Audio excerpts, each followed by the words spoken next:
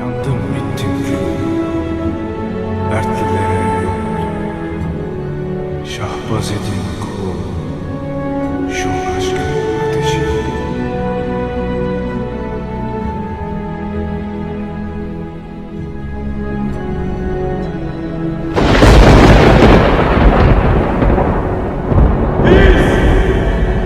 Bir rüzgarda yıkılamayız.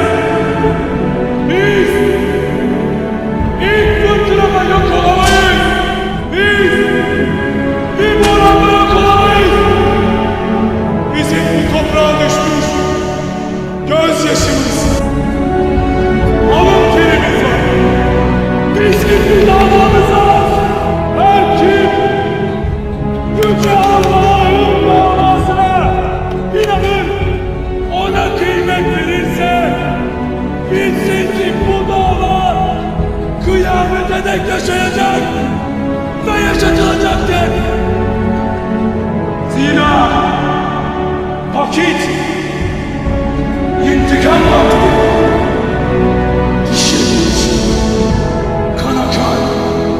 İntikam!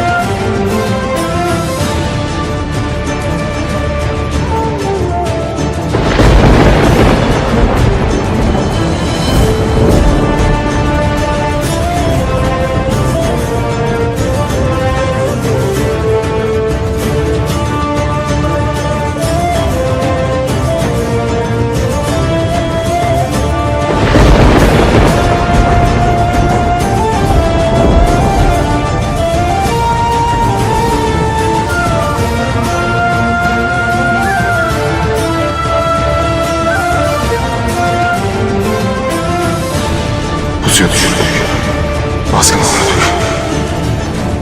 Şehitlerimiz var. Turgut! Turgut!